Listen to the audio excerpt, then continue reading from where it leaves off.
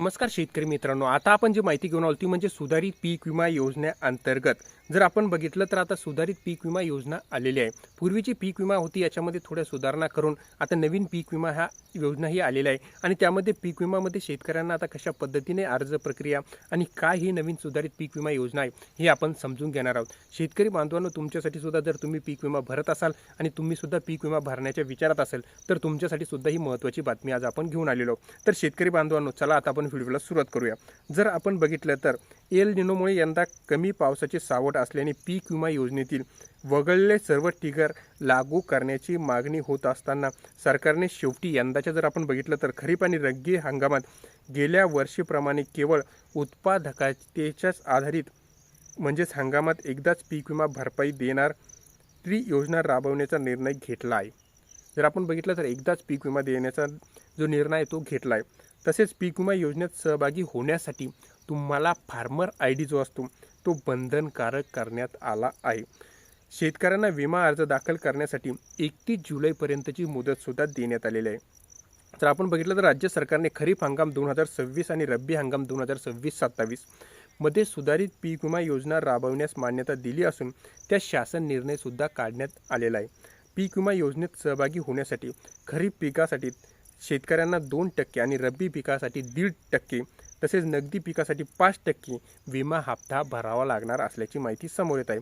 यामध्ये जर आपण बघितलं तर भात असो, ज्वारी असो, बाजरी असो, नागली असो, मूग असो, उडीद असो, तूर असो, मक्का असो, भुईमूग असो, तीळ असो, कारले असो, सोयाबीन असो किंवा कापूस असो व खरीप कांदा अशा 14 पिकांचा यामध्ये समावेश करण्यात आला.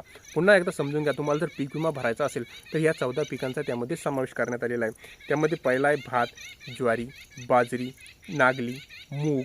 त्यानंतर जर बघितलं आपण उडीद, तूर, मका, भुईमूग, तीळ, कारले, सोयाबीन, कापूस आणि खरीप कांदा अशा एकंदरीत 14 पिकांचा यामध्ये यावर्षी समावेश करण्यात आलेला आहे. खरीप आणि रब्बी याच्यासाठी विमा भरपाई कशी मिळणार आता आपण ती समजून घेऊया. पीक विमा योजनेअंतर्गत खरीप आणि रब्बी हंगामाकरिता पीक पेरणीपासून काढणीपर्यंतच्या कालावधीत विविध नैसर्गिक आपत्ती असो किंवा पीक उत्पादनावर आधारित विपरीत परिणाम करणाऱ्या इतर बाबींमुळे पीक नुकसान झाले असेल आणि हंगामाच्या शेवटी पीक कापणी प्रयोगाच्या आधारे तसेच तांत्रिक उत्पादनाच्या आधारे सदर महसूल मंडळामध्ये उभरठा उत्पादनाच्या तुलनेत येणारी घट गृहीत धरून शेतकऱ्यांना विमा भरपाईही देण्यात येणार आहे. डिजिटल पीक सर्वेक्षणसुद्धा होणार आहे. कसं ते आता आपण समजून घेऊया. पीक विमा नुकसान भरपाईसाठी शेतकऱ्यांना डिजिटल पीक सर्वेक्षण अंतर्गत पिकाची नोंद करणे बंधनकारक करणार आहे. विमा घेतलेला पीक विमा डिजिटल सर्वेक्षणात नोंदवलेले पीक यामध्ये तफावतीचा मुद्दा उद्भवल्यास डिजिटल पीक सर्वेक्षणामध्ये नोंदवल्यास पीक अंतिम गृहीत धरण्यासुद्धा येणार आहे. त्याचबरोबर डिजिटल पीक सर्वेक्षण व प्रत्यक्ष पेरलेल्या पीक यामध्ये विसंगती आढळल्यास विमा अर्ज कोणत्याही टप्प्यावर डायरेक्ट रद्द करण्यात येणार असल्याची सुद्धा माहिती समोर येत आहे. पण नुकसान भरपाई ठरवण्याची पद्धत कशी असणार ते आपण एकदा आता समजून घेऊया. पीक विमा भरपाई प्रशासनाने आधी सूचित केलेल्या विमा क्षेत्र गटातील पीक कापणी प्रयोगावर उपलब्ध झालेल्या उत्पादनाच्या सरासरी आकडेवारीनुसार आधारित असणार आहे. जर एखाद्या निर्धारित क्षेत्रात विमा संरक्षण पिकाचे त्या वर्षीचे हेक्टरी सरासरी उत्पादन हे उंबरठा सरासरी उत्पन्नापेक्षा जर कमी असेल तर त्या क्षेत्रातील सर्व विमाधारक शेतकऱ्यांना नुकसान झाले असे गृहीत धरण्यात येईल.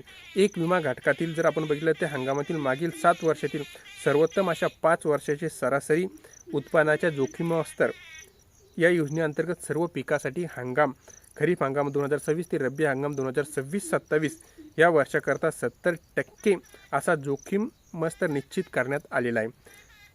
पीक कापणी प्रयोगात प्राप्त उत्पादनास 50% भारांकन व तांत्रिक उत्पादनास 50% भारांकन देऊन क्षेत्र घटक स्तरावर सरासरी उत्पादन निश्चित करण्यात आलेलं आहे. अशा पद्धतीने ही पीक विमा योजना असणार आहे आणि ह्या अंतर्गत पीक कापणी प्रयोगावरच तुम्हाला सरासरी उत्पादनाचा आधार घेऊन पीक विम्याची रक्कमही जमा होणार आहे. तर शेतकरी बांधवांनो, ही होती माहिती आवडल्या चॅनलला लाईक, शेअर आणि सबस्क्राईब करायला विसरू नका. धन्यवाद.